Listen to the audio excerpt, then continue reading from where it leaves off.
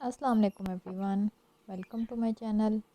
میں نے ایک واقعہ پڑھا تھا، آپ سے بھی شیئر کرنا چاہتی ہوں تاکہ ہم سب کو اچھے کام کرنے کی موٹیویشن ملتی رہے۔ تو چلیں شروع کرتے ہیں۔ اسلام آباد، پاکستان نیوز۔ ہمارے شہر کا ایک شخص جب فوت ہوا تو اسے غسل دینے والے عالم نے دیکھا کہ اس کا داہنا کندھا ایسے تھا جیسے کسی نورانی چہرے والے بزرگ کا چہرہ۔ قبر میں اتارتے وقت بھی عالم صاحب نے محسوس کیا کہ اس کے داہنے کندھے میں سے روشنی پھوٹ رہی تھی۔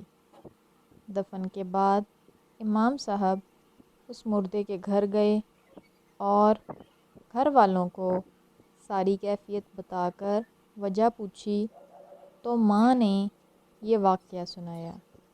میرا بیٹا جب کالج سے فارغ ہوا تو جلد ہی اسے ایک اچھی جگہ نوکری مل گئی اور ہمیں اس کی شادی کی فکر ستانے لگی۔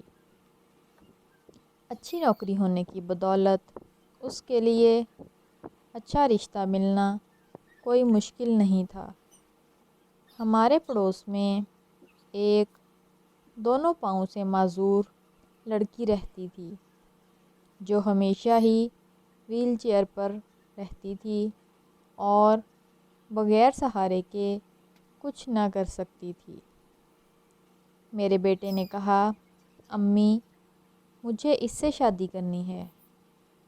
میں نے اور بہنوں نے بہت سمجھایا لیکن وہ نہ مانا، کیونکہ اس کے بقول خوبصورت لڑکیوں کو رشتے ہر جگہ سے مل جاتے ہیں لیکن اس معذور لڑکی سے کوئی بھی شادی نہیں کرے گا۔ آخرکار ہمیں اپنے بیٹے کی بات ماننی پڑی اور اس کی شادی اس معذور لڑکی سے کر دی۔